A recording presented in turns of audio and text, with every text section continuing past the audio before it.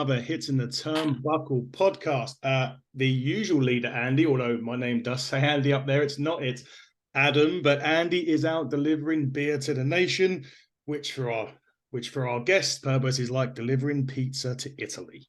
But our guest at this time is a former two-time Intercontinental Champion, former US Champion, former Tag Team Champion, and a Miss WrestleMania, although he may argue that that's his sister, but we'll have a chat about that later.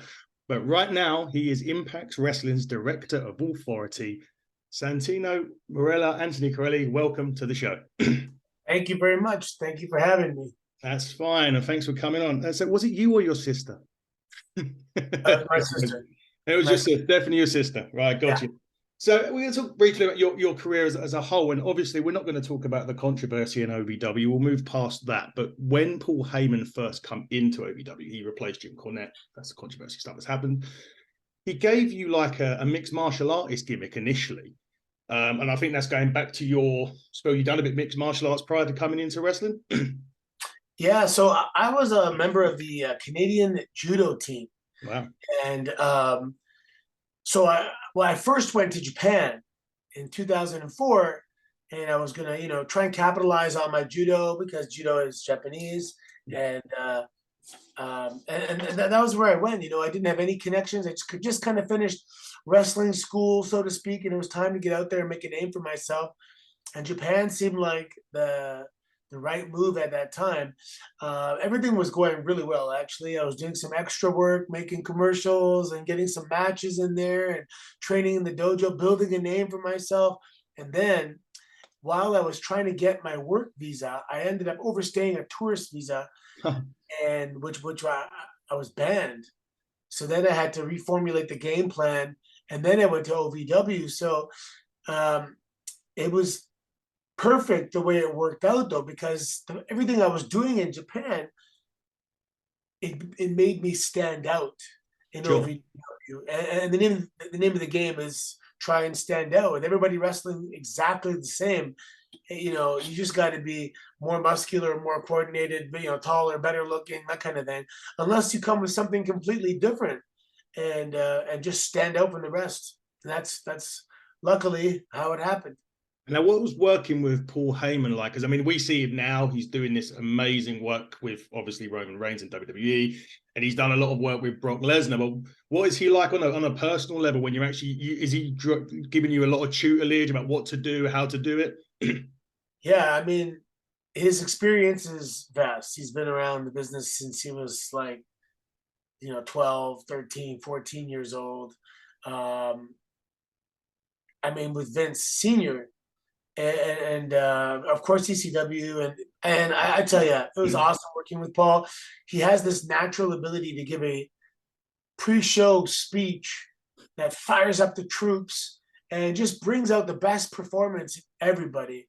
And some of his marketing tactics were awesome, and we implemented them, and we had success. Just that guerrilla street style, street level marketing.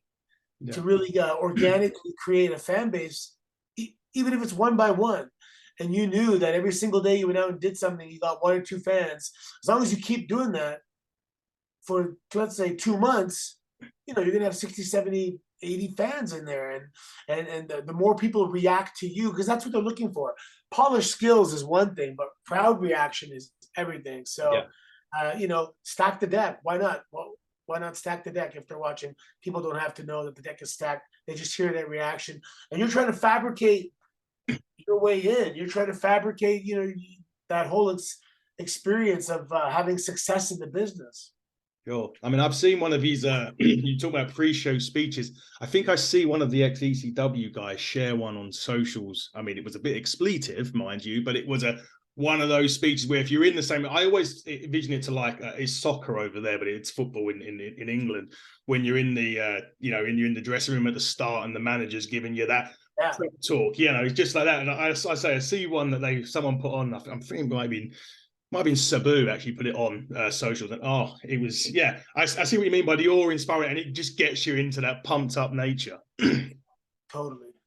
So you had a bit of spell in OVW, and then obviously you get moved to the main roster, but your character's totally changed at this point now when you move up to the brand, and you make your debut in Milan, Italy, on Monday Night Raw, and you're going against you get selected from the crowd by Vince McMahon to go against the late great Umaga for the Intercontinental title, which you win. What was that even? I kind of fathom. In terms of debuts, you don't really get bigger than that unless you win you're winning one of the most prestigious titles in wrestling, night one of your WWE career on the main side of the roster. What on earth is going through your mind during that day? Man, the most important thing is you want to execute the segment properly, right? You don't want to Sure. mess up. First impression is really important. You want to show that you belong. You want to show that you deserve to be there in the big leagues, and that's number one. And then once it's done, and then you go backstage, you're kind of like, what the hell just happened? It was an absolutely very clear and definitive life-changing moment. For my family, my neighborhood, even my high school, and I mean everyone that ever knew me my whole life. It was big news back home that, especially being a Canadian, for a Sure. Canadian to penetrate, make it, it's harder for us, to get that work visa. Sure, yeah. I mean, obviously, Canadian lineage in wrestling anyway. I mean, you're with the greats now. Bret Hart was in the Continental Champion, and you're joining that you're joining those stature of people straight away, which must have been a big was it a big culture shock straight away with that? The culture, no, I mean, the culture shock is get ready to live out of a suitcase. Sure, yeah. And you find that rental cars, hotel rooms, and like breakfast restaurants are kind of where you live now. You're in rental cars and hotels, and you're having lunch and get to the building, put on the show, and off to the next town, repeat, off to the next town, repeat. It was an interesting period of time too, because GPSs were just coming out. Yeah. Smartphones were just coming out. So, you were able to book hotels on apps a lot easier. You didn't need your road atlas anymore. You could just follow the arrow on the screen. So, and this was all happening while I just started and debuted. Yeah, it must have been a real, because it has to really change. And obviously nowadays you go back to even like the 80s and 90s. I grew up mid 80s into 90s. I was born in 84. So when I was watching wrestling in England, even in the 90s, and I would go into my first event, like SummerSlam 92 was my first event, for example. Nowadays, it's like, even in terms of the wrestlers even sort of trying to have that moment's peace. Yeah, I said it on the podcast I think it was last week, we've done a review of one of the shows, and I was like, nowadays you can't even go to a restroom without, someone getting a camera phone out, or, so you kind of, when you're talking about sort of changing the time, that was what it was changing too. Yeah. So, one of the things about being on the road is also is that freedom, right? You're on the road, you're hard to find, you're living the life of a rock star, and you can hang out in bars and you can get drunk, and there's never going to be any footage of it. And all of a sudden you have this everyone has a device that can very easily hold you accountable. Yeah. So behaviors had to change, and they did change. And it's probably for the better in some regards. People are not dying anymore, and they're healthier. Yes. But probably less fun. Yeah, I've heard some of the stories that people, that like obviously wrestlers have told on shows, and I've been to events where Bret Hart's told a story about Legion of Doom and people like hitting Vince with their finisher in a strip bar in like the middle of nowhere. So obviously, as you say, they could get away with that back in the day to a degree because there was no footage or being able to shoot it. But you mentioned a good point about being on the road, and I think it's easy for us fans to sit there and obviously we watch you every week and we watch you on the telly, but we don't, as you say, you don't live that life of a rock star. How do you cope with that in terms of diets? And obviously you're moving into sometimes you move into different time zones, so it's your sleep pattern. I mean, I know when I went to like WrestleManias that when I come back to England, my sleep pattern just got shot because I'm going to bed at 9, 10, 11 o'clock US time, but it's really like 6, 7 o'clock in the morning over in the UK. So how did you adapt to that? And how was it more difficult to stick to the diet when you're not at home more often than when you was? Yeah, I mean, every restaurant has a pretty healthy choice. You just got to know what to eat. Like for example, you can go to a steakhouse and always get a little steak and some asparagus and Mm. you know baked potato. Um, and then with egg whites and oatmeal.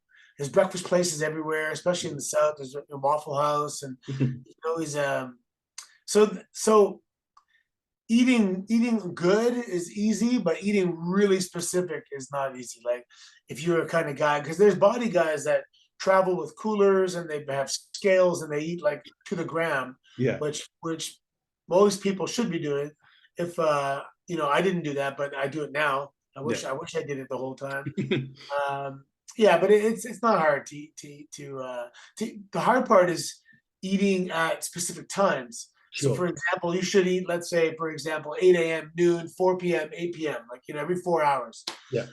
But, if you get to the building, let's say at 5 p.m., you might not eat till midnight or 11. So there's it's not, you'll eat a couple times quick and then it'll be quite a while. It just takes a little coordination. Also, you have to travel with people that also care about their food. If you like to drink and go to bars, then you're going to travel with someone who likes to do that. If you're into yoga and you're a vegan, well, you're probably going to travel with someone that does that. You find your partners. Sure. Yeah, it must be an interesting choice because obviously vegans, you say people drinking and stuff like that. So yeah, it must have been an interesting choice. There's all types, man. Guys that like smoking weed, guys that play video games, guys that that go to bed early and FaceTime their kids, and it's Yeah. everybody, right? Did it take a strain on the sort of family life being away for so long? Yeah, it did. Back then, it was just me and my daughter, and it was very hard. Yeah, it was it was hard. Yeah, I can imagine. Because I mean, that schedule was like what, 250, 300 days, near enough. Yeah, 250, 300 days for a lot of the times when we were doing both TVs, Yeah. and an overseas tour once a month. And we actually legitimately hit 300 days a year for a few years.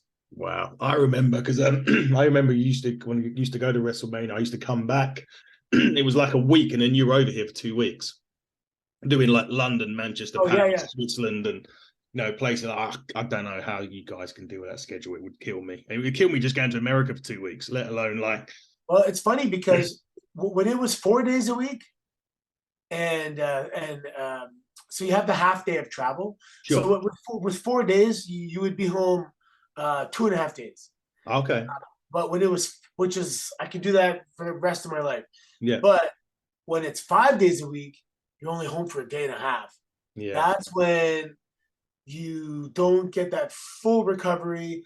The family life, you didn't get enough. So it starts to be there's a slight deficit every week in terms of balance, Sure. But 5 days a week is definitely it's only one more day a week of work, but it's exponentially more difficult. Yeah, does it have an effect on the body as well? Because obviously you're getting thrown around every night, no matter what you do, regardless whether you can protect yourself or how to fall. The thing hurts. I went to a wrestling school for about a month, so I know that even the smallest of moves, it's a timing thing. You got to land right. So even being that extra day, did you find that, as you mentioned the recovery, but did you find it was more of a toll on the body? So for me, the biggest toll on the body is the travel. Sure. It's if I had to do 4 consecutive 5-hour drives in the car, Yeah. that is harder to me than the actual match on the body. Okay. Because one, you have your match, you're sweating, you're worked up, adrenaline, then you shower and get in the car and you sit. So you're cooling down in the seated position, whether it's a long flight or a long drive. And then you got to get out of the car and you're like, your body's cramped and everything. So the travel is the hard, That's is the a hardest part. combination of obviously wrestling and travel, Sure. but the travel is the toughest part. The travel's the hardest part, sure. So in career in the WWE, you worked with many different people. You had Beth Phoenix, Tamina, Kozlov, Zig. Who was your favorite person to A, team with, and B, when you was working with like Beth and Tamina, who was the favorite people that you used to like working with? Well, Beth is amazing. Like she's just like she's perfect, right? She's like perfect and just as a person, like she's just perfect, right? Like, she's what you want as an employee, as a girlfriend, as a colleague, she's just as a friend, like she's just awesome. Yeah. But Kozlov, we had an incredible amount of fun as a tag team. Yeah. You know, going to work every day was a pleasure, and then hanging out with him, you know, in the car, hotels, whatever. He's like he's a teddy bear. Didn't look it. You know, I mean, teddy bears are still bears, but he's Yeah. a teddy bear, yeah. It was great because obviously you won tag team gold with him. But one of the two things I remember, and obviously I've followed your career in WWE as a fan. The 2011 Royal Rumble, it was the 40 man. You and Del Rio were the last two, and I always think to this day, because we see like how the crowd got behind people like Daniel Bryan and more recently Sami Zayn, and they sort of changed the script slightly, you know, things like. And I just wonder, between that and the Elimination Chamber in 2012, did you ever think that, I wonder if they're going to change it? Because you were getting that reaction, the crowd behind you, everyone loved, the reaction was just insane. And I just wondered, do you ever think at that point, I wonder if they're going to call it and change it? Um, you know, I knew there was the possibility. Yeah. I'd like to imagine. I mean, we never had a conversation about, No. you know, a formal conversation that it was about to happen, but I like to pretend it was pretty close to becoming a reality, you know. Yeah. Uh, and if I didn't have that, you know, neck injury down the road, I think we could have had that miracle moment where Santino finally won the big one. Yeah, because you got to say you had the miracle in Milan at the start. I think it Yeah, would be man. great to have, you know, finished it on a high. I mean, the crowd, everything was there. I think it was just, I suppose, what they call an audible away from making that reality, which would have been, I mean, as I say, the crowd response was killing. The Elimination Chamber, I've spoken to people that are like Big Damer, who was Killian Dane in the WWE. Yeah. He worked ladder matches and bits and pieces like that. And I was talking to him about, do you have to prepare your body any differently for, let's say, a gimmick match, a certain extent, when you know there's going to be, it's not just your standard match, is it? This one, you're in a pod, you come out, you know you're going to get thrown into that still. I've been inside the chamber, done it at WrestleMania Access once, and we walked around the chamber, so I know what Oh it's yeah. like. But do you have to prepare any differently for that type of match? No. I mean, you definitely have to when there's a lot of moving parts. Hmm. If you're a classically trained professional wrestler, you can go in the ring and call a lot of it in there, you know, call plays, call audibles yourself. But when it's a match like that, you know, you can't communicate with everybody at once. So you have to remember stuff. And you know, you got to be clear-minded, focused. You got to have the right caffeine level. You know, you got to be able to remember everything. I got nervous for those things. I don't have the best memory, but when it's game time, somehow you always kind of remember, you know. Yeah, it's just instinct more than something else, isn't it? A lot of the time, if you live in that moment, or you know. something about the stress or the pressure really it helps you. I mean, there have been times when I was in Gorilla, just going over my promo in my head, and I'm like blanking out. I'm like, God, like, how am I not remembering this? You know, just kind of nerves. And then I used to have a tradition where I take the paper, fold it, put it in my back pocket. So a lot of the promos I cut out there, I had the verbiage in my back pocket, and it was like my security blanket, you know. Sure. And once I went out there, I almost never ever forgot anything. That's weird though, because obviously you're in the front of the crowd, you're worried backstage about this promo that you're going to cut. You walk out there, and it's there. It's there. Yeah. It's always been there. That is crazy. I couldn't imagine that because I've done drama and I was learning lines at home, and obviously different, totally different, you know, what you were talking about. But I couldn't imagine going out there in front of thousands of people, because obviously there's so much you've got to remember. You've got to get in certain, especially if someone's coming out, you've got to hit to that point where their music hits, right? Yeah. Yeah, I couldn't imagine doing that. But obviously one of your famous finishes was the Cobra.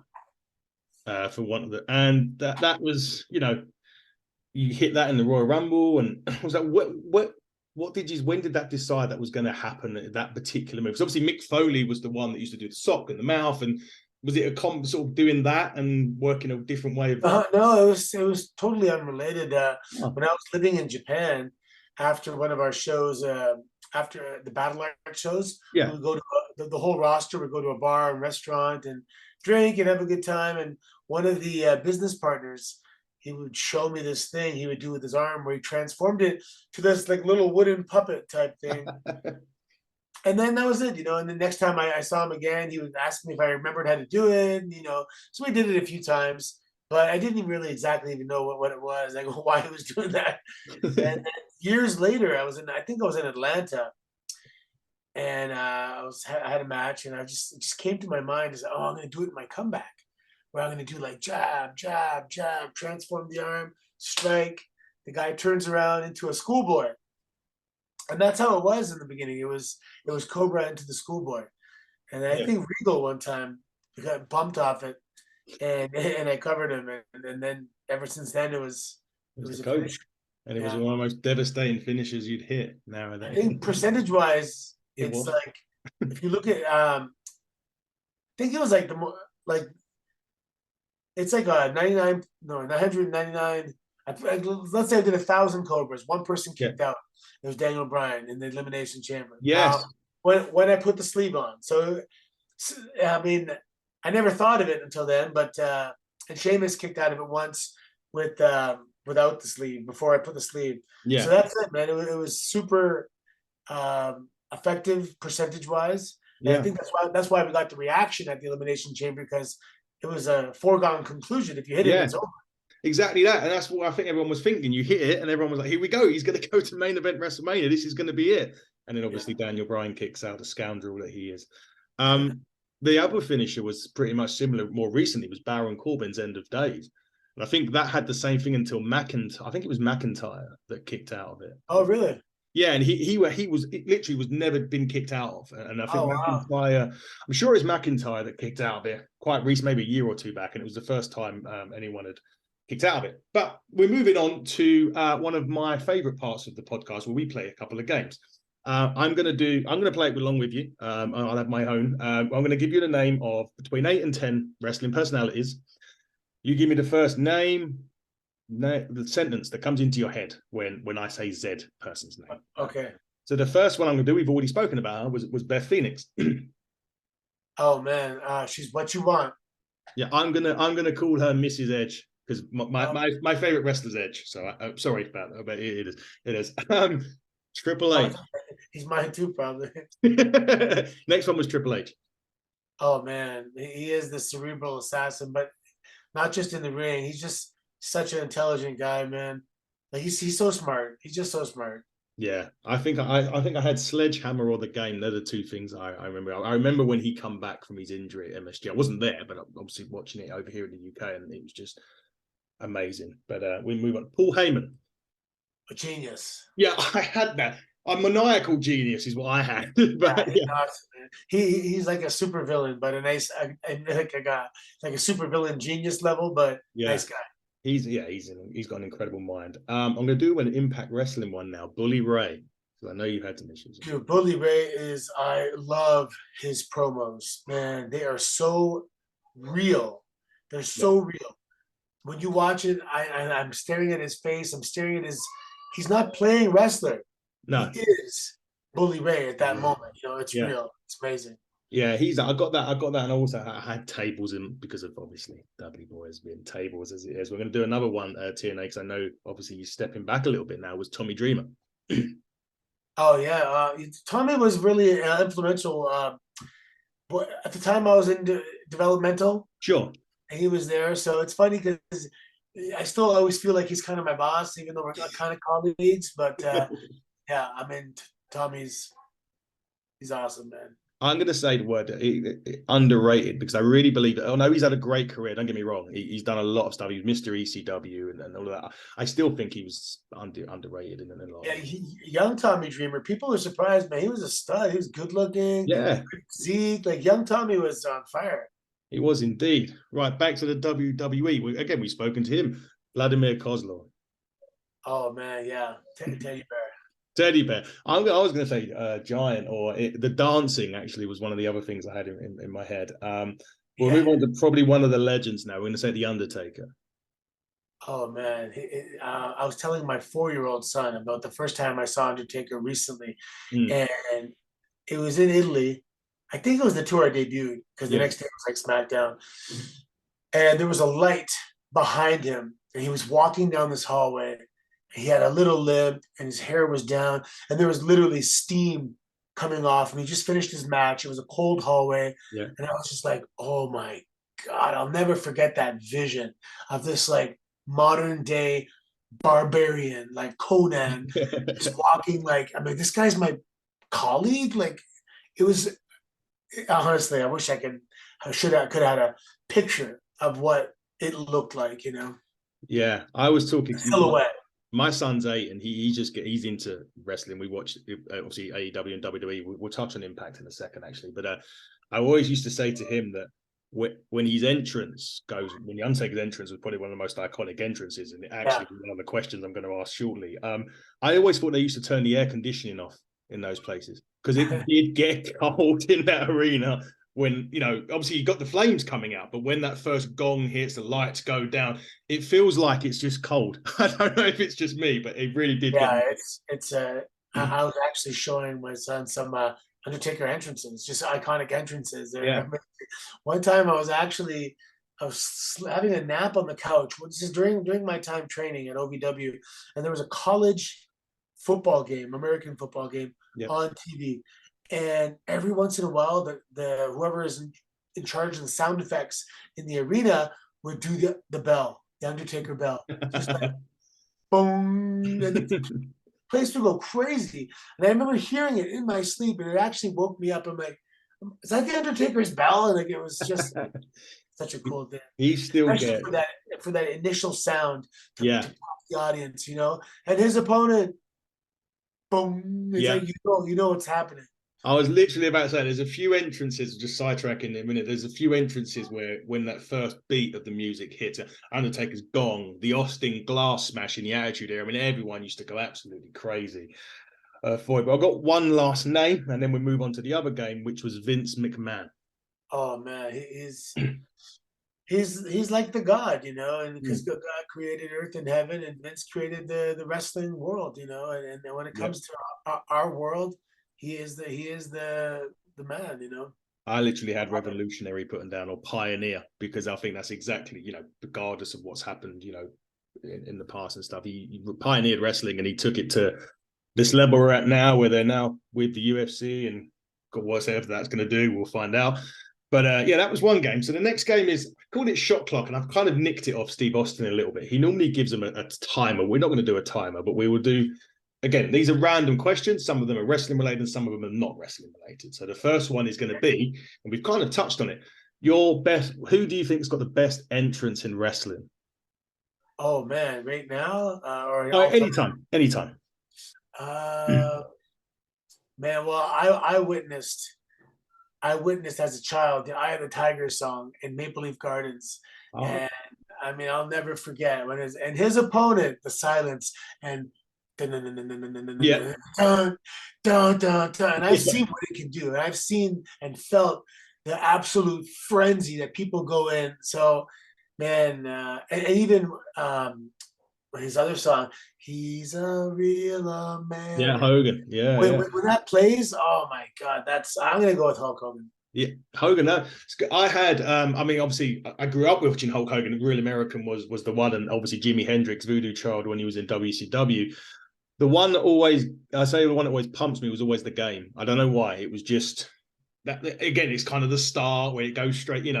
Or it was actually even My Time. Triple H's one before the game. He had one called My Time, and it was like 1, 2. Is this on? And then it would go into Oh yeah, yeah. yeah, that one. Yeah. That's it. And Edge is the other one. We sang it when it clashed when they come over here to the UK. But I will. What about pyro? What's the best? Have you ever been scared by the pyro? Like, Oh my god, I am not a pyro guy. So one time I was on Was it my first tour? Because Ric Flair was on the tour. Okay. And no, it wasn't my first tour, but maybe a couple years into, they had extra pyro, and they go, "We have extra pyro. We're gonna give you pyro." And I'm like, "Oh my god, I'm gonna jump, get scared for sure, because it's really loud." So I tried doing like the RVD thing, but I was trying to plug my Yeah. ears, and anyway, I got startled, and then Ric Flair said, "Because you're gonna get pyro every day now," and I was like, "No." So I'm not a fan of pyro, but Rey Mysterio had good pyro. Yeah, the one that always used to, and I've said this before on a couple of podcasts I've done interviews, was Kane's. Because Oh, when he first come in, he had the music and then it exploded. But when he took his mask off, it was just an explosion and then it would go into slow chemical. And there was two times, I don't know, I'll just do the one time, which was at a house show, and he was in Birmingham, England, and he was feuded with Matt Hardy at the time, and Lita. They were doing like a little triangle, and the match was gonna be Matt Hardy and Lita versus, I think it was Rhino and somebody. Lita comes out, and then Lillian Garcia, I think it was, said, and her tag team partner, and everyone was throwing up their V1 sign, and this orange ball rose up from the floor and just went off. And I always say this to my son: if there's any time when you nearly saw your dad crap himself, it was then.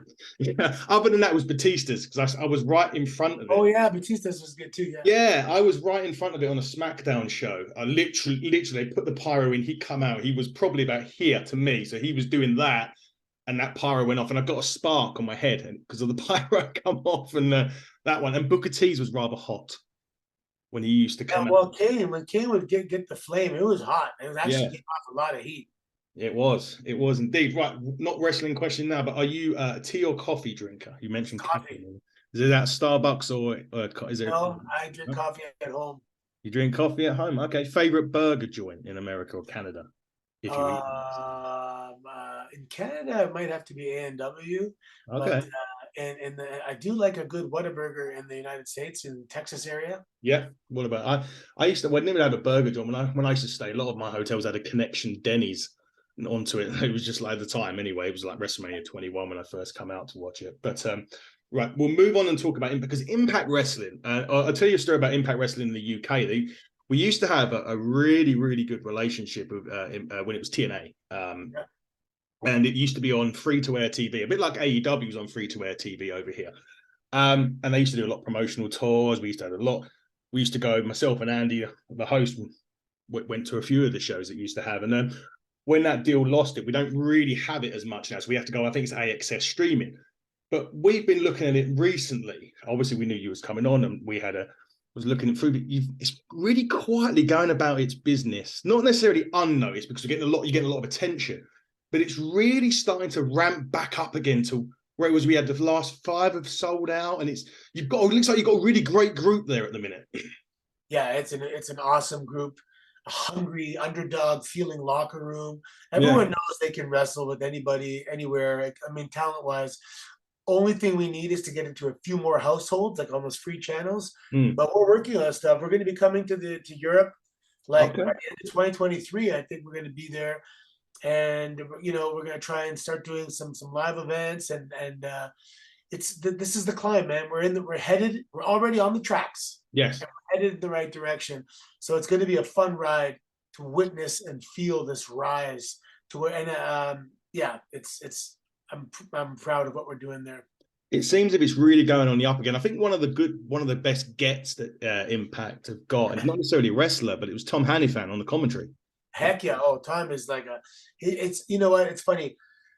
I say this all the time. One of the best things about the golden era of professional wrestling was Mean Gene Okerlund. Yeah. You need that older, mature gentleman to really legitimize, like, he is a career broadcaster, like a Howard Cosell, like whoever else. I'm not, Yeah. I don't know the main names of broadcaster guys, but he was legit. So Tom Hennepin is like a top. He could be on ESPN. He could Yeah. be, covering any sport. He is a big leaguer, and those little details of having a big leaguer in that position really, really makes the product look professional, legitimate. He's a huge pickup. Yeah, he does give it that feel, and I think we've got his colleague on next week. Oh, Matt.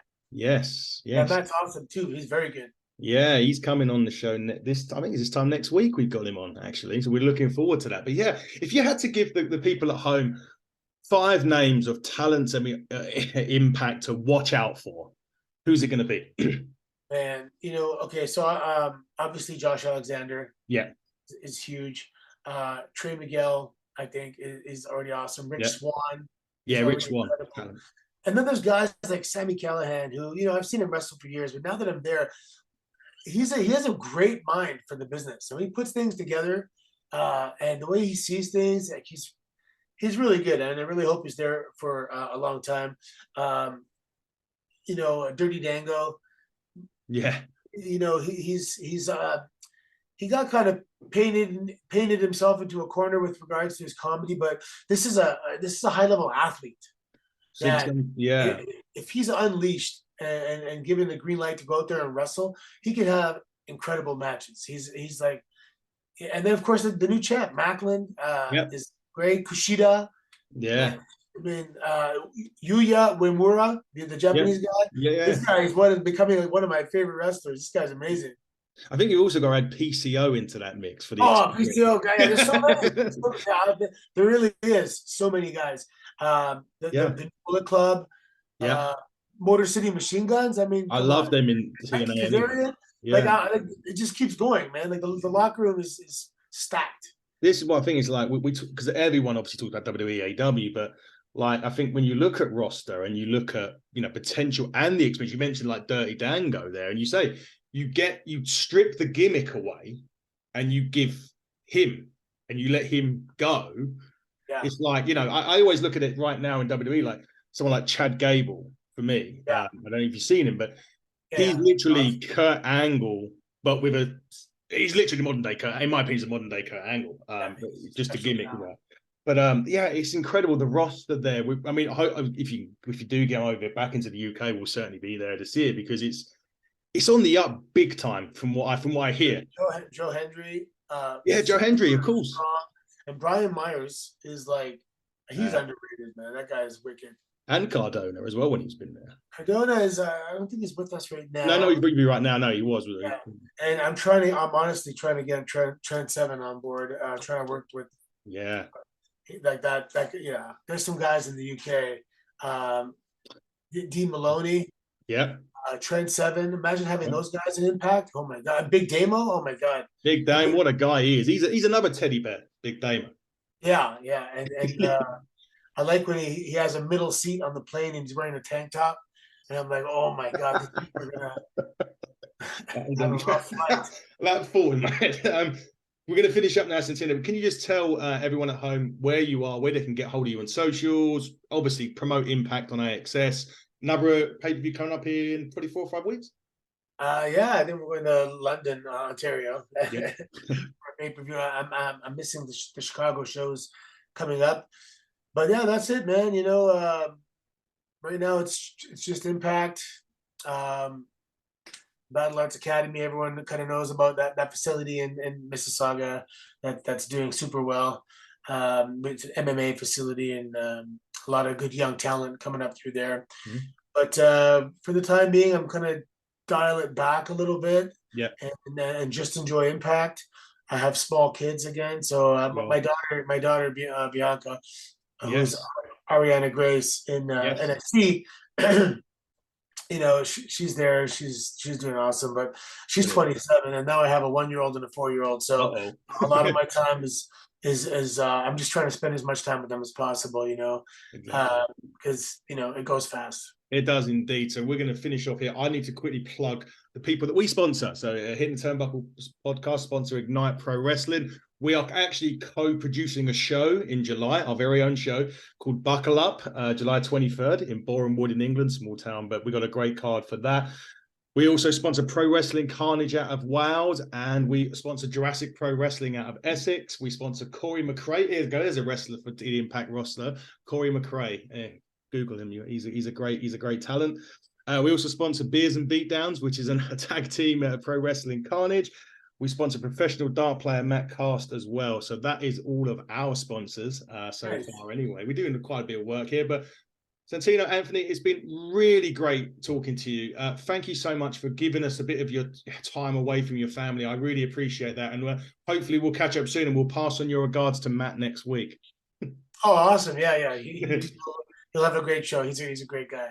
Fantastic. Guys, this has been the Hitting the Turnbuckle podcast. I have been Adam Cousins, your host. Until tomorrow when we're back with the NWA superstar Jeremiah Plunkett, goodbye.